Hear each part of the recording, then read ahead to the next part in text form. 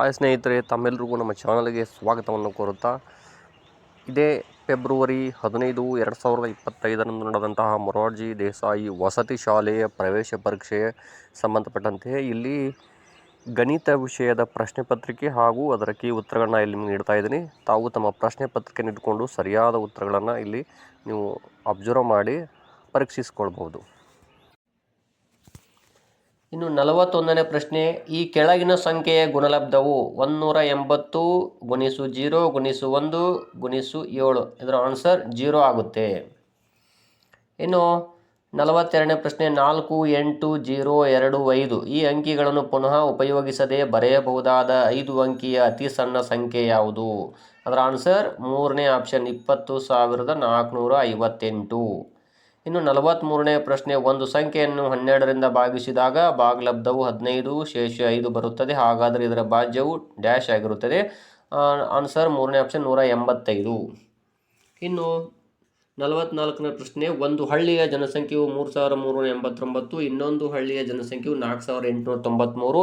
ಎರಡು ಹಳ್ಳಿಗಳ ಒಟ್ಟು ಜನಸಂಖ್ಯೆಯನ್ನು ಕಂಡುಹಿಡಿಯಿರಿ. ಇಲ್ಲಿ ಆನ್ಸರ್ 8,282. ಇನ್ನು 45ನೇ ಪ್ರಶ್ನೆ, 2,462 ಮತ್ತು 3,487 ಮೊತ್ತವನ್ನು 10ರ ಸ್ಥಾನದ ಸಮೀಪಕ್ಕೆ ಅಂದಾಜಿಸಿದಾಗ ಅದರ ಆನ್ಸರ್ 5,950 ಆಗುತ್ತೆ. ಇನ್ನು 46ನೇ ಪ್ರಶ್ನೆ, 57,394 ಮತ್ತು 26,765ರ ವ್ಯತ್ಯಾಸ 30,629. ಇನ್ನು 47ನೇ ಪ್ರಶ್ನೆ ನೋಡಿ, ಬಣ್ಣ ಹಚ್ಚಿರುವ ಭಾಗದ ಭಿನ್ನರಾಶಿಯ ರೂಪ.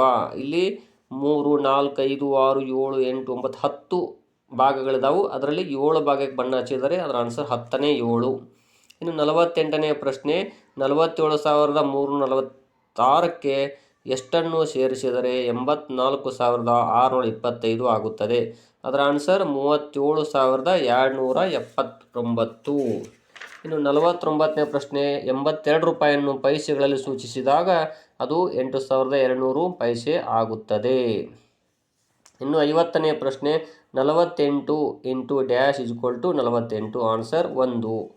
ಇನ್ನು 51ನೇ ಪ್ರಶ್ನೆ, 4,425 ಹಣವನ್ನು ಅಮರ್, ಅಕ್ಬರ್, ಅಂತೋನಿಯವರಿಗೆ ಸಮನಾಗಿ ಹಂಚಲಾಯಿತು. ಹಾಗಾದರೆ ಪ್ರತಿಯೊಬ್ಬರಿಗೂ ದೊರಕಿದ ಹಣದ ಪಾಲೆಷ್ಟು? ಸರಿಯಾದ ಉತ್ತರ 3ನೇ ಆಪ್ಷನ್ 1,475 ರೂಪಾಯಿಗಳು. ಇನ್ನು 52ನೇ ಪ್ರಶ್ನೆ, 18 ಕಿಲೋಗ್ರಾಂ, 750 ಗ್ರಾಂ ಮತ್ತು 25 ಗ್ರಾಂಗಳ ಮೊತ್ತವು 18.775 ಕಿಲೋಗ್ರಾಂ. ಮೊದಲನೇ ಆಪ್ಷನ್. 53ನೇ ಪ್ರಶ್ನೆ, ಕೋನವನ್ನು ಅಳೆಯಲು ಬಳಸುವ ಉಪಕರಣ ಯಾವುದು? 4ನೇ ಆಪ್ಷನ್ ಕೋನ ಮಾಪಕ. ಇನ್ನು 54ನೇ ಪ್ರಶ್ನೆ, ಒಂದು ವಿಮಾನವು ಆಗಮಿಸುವ ವೇಳೆಯು 15:30 ಗಂಟೆ. ಈ ವೇಳೆಯನ್ನು 12 ಗಂಟೆ ಗಡಿಯಾರಕ್ಕೆ ಪರಿವರ್ತಿಸಿದಾಗ ಮಧ್ಯಾಹ್ನ 3:30 ಗಂಟೆ ಆಗುತ್ತದೆ. ಮೊದಲನೇ ಆಪ್ಷನ್. ಇನ್ನು 55ನೇ ಪ್ರಶ್ನೆ, ಈ ಕೆಳಗಿನ ಚಿತ್ರದಲ್ಲಿರುವ ವಿಶಾಲ ಕೋನಗಳ ಸಂಖ್ಯೆ 2, ಆಪ್ಷನ್ 3. ಇನ್ನು 56ನೇ ಪ್ರಶ್ನೆ, ಶಾಲಿನಿಯು 7:45 AM ಮನೆಯನ್ನು ಬಿಟ್ಟು 9:15 AM ಶಾಲೆಯನ್ನು ತಲುಪುತ್ತಾಳೆ. ಹಾಗಾದರೆ ಅವಳು ಶಾಲೆ ತಲುಪಲು ತೆಗೆದುಕೊಂಡ ಸಮಯ 2 ಗಂಟೆಗಳು, ಆಪ್ಷನ್ 2. ಇನ್ನು 57ನೇ ಪ್ರಶ್ನೆ, ಈ ಸರಣಿಯನ್ನು ಪೂರ್ಣಗೊಳಿಸಿ. 1, 4, 9, 16, 25 ಮತ್ತು 36 ಆಗುತ್ತೆ, ಆಪ್ಷನ್ 2. ಇನ್ನು 58ನೇ ಪ್ರಶ್ನೆ, ಆಯತಾಕಾರದ ತೋಟದ ಉದ್ದವು 60 ಮೀಟರ್ ಮತ್ತು ಅಗಲ 40 ಮೀಟರ್ ಆದರೆ ತೋಟದ ಸುತ್ತಳತೆ ಎಷ್ಟು? 2,400 ಚದರ ಮೀಟರ್. ಇನ್ನು 59ನೇ ಪ್ರಶ್ನೆ, ಪುನರ್ವಿಯು ವಾರ್ಷಿಕ ಪರೀಕ್ಷೆಯಲ್ಲೂ ವಿವಿಧ ವಿಷಯಗಳಲ್ಲಿ ಪಡೆದ ಅಂಕಗಳು ಕೆಳಗಿನಂತಿವೆ.